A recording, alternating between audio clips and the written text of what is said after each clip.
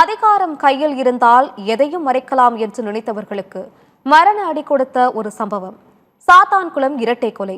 அதிகாரத்தின் அச்சுறுத்தல்களுக்கு அஞ்சாமல் உண்மையை உலகிற்கு உரக்கச் சொன்ன இரண்டு வீரமிகு பெண்களின் அசாத்திய துணிச்சலை பற்றி இந்த செய்தி தொகுப்பில் பார்க்கலாம்.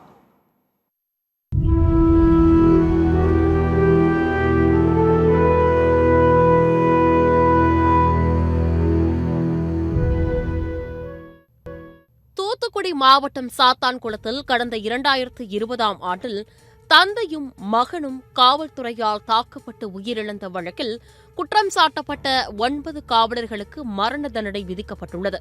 இந்த தீர்ப்பை மக்கள் கொண்டாடி வருகின்றனர்.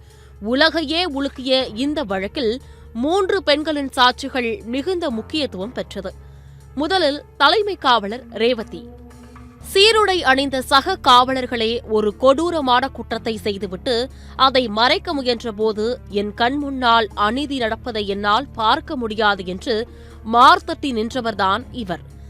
இரவு முழுக்க லத்திகள் சுழன்ற சத்தம், இரத்தக்கரைகள் படிந்த தரை, தண்ணீர் கேட்டு துடித்த அந்த 2 உயிர்கள் என அனைத்தையும் மாஜிஸ்ட்ரேட் பாரதிதாசனிடம் அணுவாக விவரித்தார் ரேவதி. சார், என்னை ஏதாவது செய்து விடுவார்கள், எனக்கு பாதுகாப்பு கொடுங்கள் என்று அவர் தழுதழுக்க கேட்டபோது அதிகார வர்க்கமே ஆடிப்போனது. தன் வேலையை பற்றியோ உயிருக்கு பயமோ இன்றி அவர் அளித்த அந்த ஒரு சாட்சியம்தான் இன்று 9 காவலர்களுக்கு மரண தண்டனை கிடைக்க ஆணி வேராக அமைந்தது. அடுத்ததாக காவலர் பியூலா.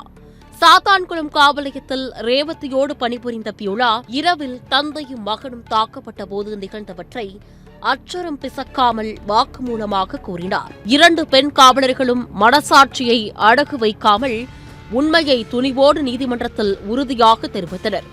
இருவரின் வீடுகளுக்கும் உறவினர்களுக்கும் உடனடியாக பாதுகாப்பு வழங்க நீதிபதிகள் உத்தரவிட்டனர். பெண் காவலர்களுக்கு காவல்துறையினரே பாதுகாப்பு அளிக்க வேண்டிய நெருக்கடியும் பணி பாதுகாப்பும் வழக்கின் முக்கியத்துவம் திருப்புமுனைகளாகும்.